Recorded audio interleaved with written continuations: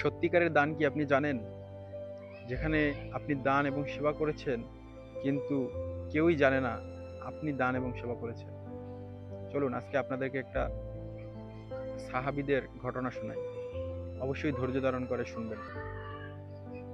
খলিফা হযরত আবু বকর সিদ্দিক রাদিয়াল্লাহু তাআলা আনহু তিনি প্রতিদিনই একজন বৃদ্ধা অন্ধ মহিলার বাড়িতে যেতেন এবং সেখানে গিয়ে তিনি তার ঘর পরিষ্কার করতেন, তার ঘরে পানি ভরতেন এবং মোট কথা তাকে খেদমত করতেন, সবকিছু করতেন।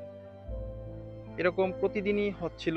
তখন হযরত উমর রাদিয়াল্লাহু তাআলা আনহু এই বিষয়টা লক্ষ্য করছেন এবং সে গোপনে গোপনে তাকে অনুসরণ করে সে দেখতে পায় যে এরকম একজন বৃদ্ধা অন্ধ মহিলার বাড়িতে সে ঢুকছেন। ঢুকে এরকম তাকে তার ঘর পরিষ্কার করছে এবং যাবতীয় ঘরের কাজ করছে, তার খেদমত করছে। এই যে বিষয়টা আমাদেরকে আসলে কিন্তু নাড়া দেয়। দেখুন, আমরা অনেকেই অনেক কিছু দান করি, মানুষকে সেবা করি, কিন্তু সেটার একমাত্র উদ্দেশ্য থাকে রিয়া বা লোক দেখানো। যে মানুষ আমাকে বড় বলবে, মানুষ আমাকে ভাববে দানবীর, মানুষ আমাকে বলবে যে আমি সেবা করছি, এরকম। আসলে এটা কিন্তু হওয়া উচিত নয়।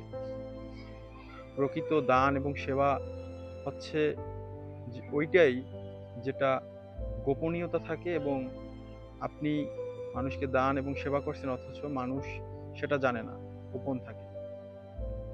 এবং প্রকৃত যে দান এবং সেবা সেটা আসলে আমাদের একমাত্র আল্লাহর জন্যই করা উচিত। এরকম একটি বুখারীর একটা হাদিসও আছে যে আপনি যে দান করলেন মানুষকে, সেই দান যদি আপনি ডান হাত থেকে করেন তাহলে বাঁ হাত জানবে না, এরকম। এজন্য আমাদেরকে মানুষের যে দান এবং সেবা, এটা আসলে একমাত্র উদ্দেশ্য হওয়া উচিত আল্লাহ তাআলার সন্তুষ্টি এবং এই লোক দেখানো মানসিকতা পরিহার করা উচিত।